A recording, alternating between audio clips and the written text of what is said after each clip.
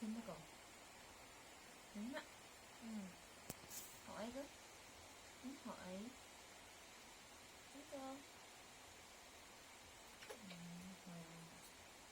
Các bạn có tiếng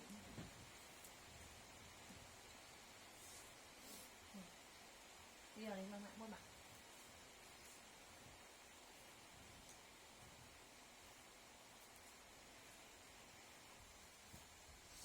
Mẹ gấp còn coi á, còn coi có mà. Ok. Thì mẹ cho một cái liền nè. Chả chút chả chút. Mà Lệ khao xem con. Lệ khao xem. Lệ mà con. Vâng. Con bảo. Mẹ. Ok. Kiện bữa sân. Mở nọ. Con mở. Con này cắt anh nhỉ. Con mạng bữa sân. Con này cái cắt ấy. Này mở. Con mở. Con nó chụp. Đây nó cắt rồi.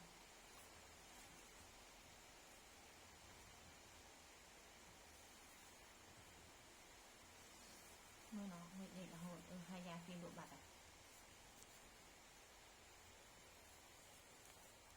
Ấn cho phe cho mình này nè. Hàn biệt hào mấy bạn tư thì ngóng coi lơ chan coi mười chan mười khi pin nhạo nhỉ. Ý da cứ con nó mập nè lại nè. Mình phải đi rồi thế con mà nọ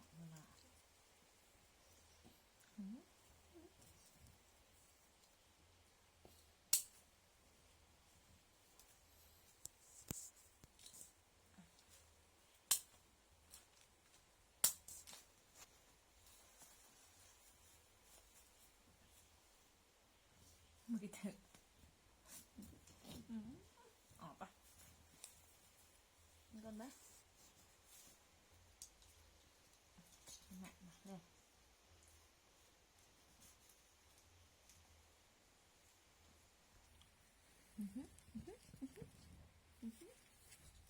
con mở mạng mới sân các bạn con ấy này con mở cái thử chỉ đặc gì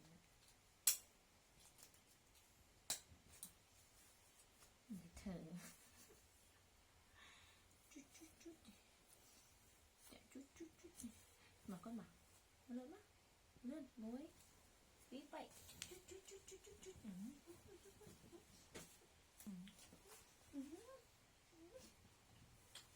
ngọt thôi hai gia kinh độ bát á mặt đai luôn kinh làm chân con mặt đai con nào làm chân nó này